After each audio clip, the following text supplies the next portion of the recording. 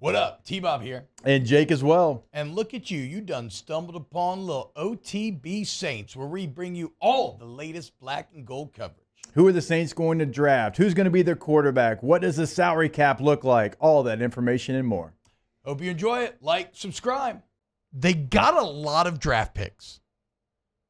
So right now, the New Orleans Saints picking the first round at 9, second round at 40.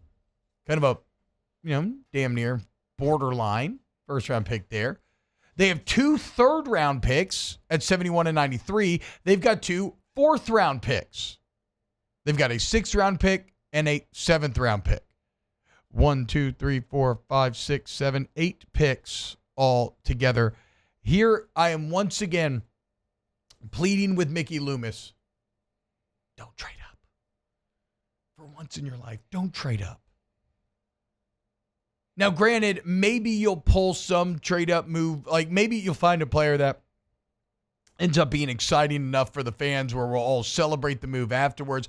But from where I sit, I see a roster with holes all over the place where you're running it back once again, and your only chance to really add is going to be through the draft. So with 1, 2, 3, 4, 5, with 6 picks in the first 4 rounds, with 4 picks in the first 3 rounds, throw all those guys against the wall. Make all the picks. Bring in all the players and see if you hit a couple diamonds. A couple big-time starters. Maybe this is your chance to have one of those legendary drafts you've had in the past, the 06, the 2017. And look at the success that those end up leading to. Now, I know, and look, I mean, to be fair, in 17, like you trade up for Kamara, like you do trade up. But again, you need so much. You need wide receivers. You need running backs. You need players on defense. Maybe you need linemen. Like, you need so much. I think you're better off actually spending all of these picks than trusting your scouting, which has proven to be very hit or miss. Maybe mostly miss, some would argue. I think you're better off to just spray and pray as many guys against the wall as possible and see if you can get some. Please don't trade up. That's my plea. Where do you think they attack the draft, though? And asking Mickey Loomis not to trade up, I mean, it's a fool's errand. It's a fool's errand, certainly. But I am a fool. If they're adding all this through free agency on one side of the football, like you mentioned earlier, does that mean that they're going to really attack the offense? I would think so. The draft? I mean, you got to get a receiver, bro. You have to. It's insane if you do not. Last year, the names you were throwing out there. Now, what does Juwan Johnson's re-signing do for you in terms of the Warren Genty debate? That was the first thing you thought about? That's the first thing I thought about. I was like, you're not taking Tyler Warren at 9. Yeah, right? No, because you still have Foster. Like, he's still under contract. And Foster played really well down the stretch. Yeah. You give Juwan Johnson $10 million a year. You ain't going Tyler Warren at 9. So, I think you attack offense, certainly. Best receiver available at 9? Or do you still... Is the Ashton Genty still intriguing? I'm just so all in on the Genty thing. I think he's exciting. I think he's different. I think I'm more bullish on the value of running back in the NFL than I was after this last couple of seasons. And if you're going to get a guy that could, maybe be like, because still with running back, there's the upper crust that is different than the rest. Like, running back's still a position where you can basically get the same thing with like 85, 90% of the guys, but then you do have the elites, and the elites are different. And Genty, I think, will be an elite. And so, yeah, I'm all in on Genty at 9. And then receiver, isn't it a deep receiver? I mean, you can get a good receiver at 40. It's a deep. Oh, yeah, it's a very deep receiver class. Yeah, you get a great receiver at 40. Your running back room right now is AK, Clyde, Kendre Miller, and Jordan Mims. If only we would have signed Javonte Williams. What was his name? Yeah, you had it right. Javonte Williams, yeah. Yeah, I mean, you basically do have Javonte Williams. Like, they need to add to that group. What about, I was thinking about this yesterday. No way you thinking about mock draft? Are you sure? What? Are you positive? I want to, like, after all, like, the free agent signings and everything, because I actually agree with Jake. Like, all the moves they made on defense, you would think that they attacked offense in the draft, but What if Will Johnson falls to you at 9? Oh, I mean, desperately need a corner. I like don't as know much as you need a receiver, you need a corner Will's tape too. this year wasn't as good as his tape last year. I don't know. But it's also not as you're also not as deep at corner in the draft though as you are a receiver. Oh no.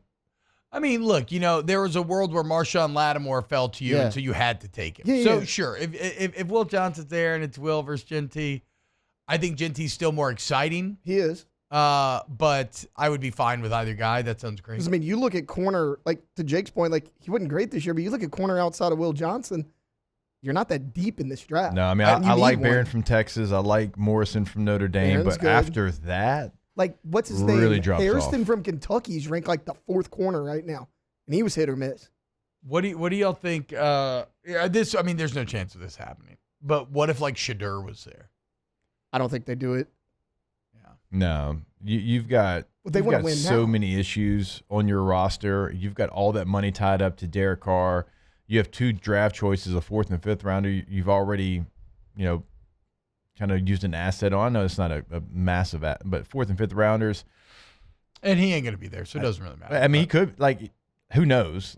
We never know how it's going to play out. I mean, we have seen drafts where Aaron Rodgers dropped, and remember Brady Quinn sitting there, and he's waiting, and none of us thought he would be there.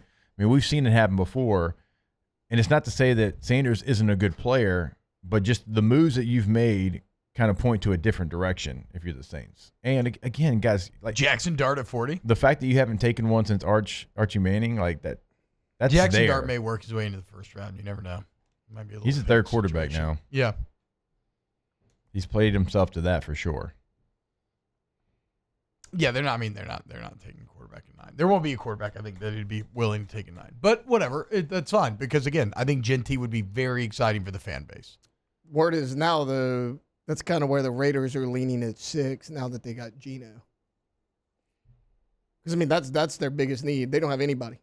I would love – so if the Saints do go offense at number 9, look, I'm always going to champion for a running back. But Tetairoa McMillan, if he's there. Oh, true. Actually, true. I'd be down for Tetairoa. Because if you compare him with Rashid Shaheed, Chris Olave, who they've gone through a lot of injuries, and so their health is, a key point to kind of look at. But Tetairoa McMillan's different than those guys. Those guys are smaller receivers. They're burners. Yeah. Like Tetairoa McMillan is every bit of 6'5", 210. Real big boy wide receiver 1 energy. He has got like Mike Evans vibes. And super fun name to say. Super syllabic and satisfying when it rolls off the tongue. Tetairoa. Like even just Tetairoa is a great name, like a great all-time name. But then you add McMillan on the end. Oof. I was talking with him at the Super Bowl, and he's like, "You can call me T-Mac." I was like, "Oh, no. I'm calling you by your full name because I'm like you." Tetairoa, it is. Tetairoa. That's actually what the T in my name stands for. Tetairoa Bob? Yeah, Tetairoa Bob. It's an old Cajun thing. It's crazy. A lot of people don't know that. And a lot of people don't know that. I've always lied and said it had to do with petite. No, it's actually Tetairoa. That does. But I think he would be the only receiver at 9. Not to say that Matthew Golden's not really, really good. Luther Burden, all that, but I mean, Matthew Luther Burden had a weird year last year. He did, but he ran a 4.41 in Indy, and people were saying he was going to run a 4.55. So and what did Golden run, like 4.28?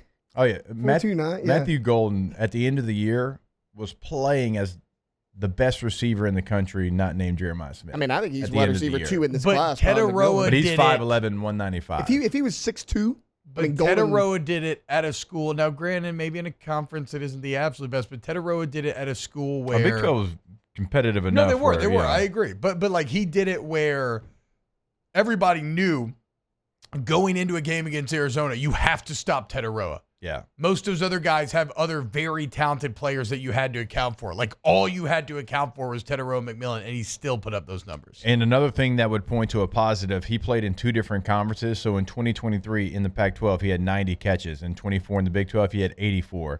He had 1,400 yards in 23. He had 13-plus in 24. He had 15.6 in 23, 15.7 per catch in 24. So very consistent in different conferences against different teams and different players, different coaches. He still was the same guy. Tetairoa but Tedder. I'm into that. Definitely into that.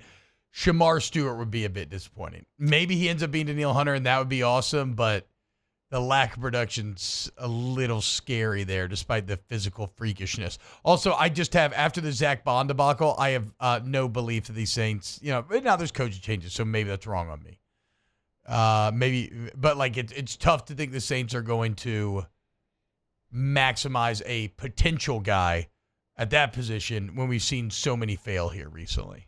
Wow, just amazing black and gold takes right there, Jake. I don't think I've ever heard any takes that are better than the two guys that just gave you that take. And you can keep getting them by going ahead and liking, subscribing, ringing the bell to get notifications when we post. Have a great day. We'll see you on the next OTB Saints.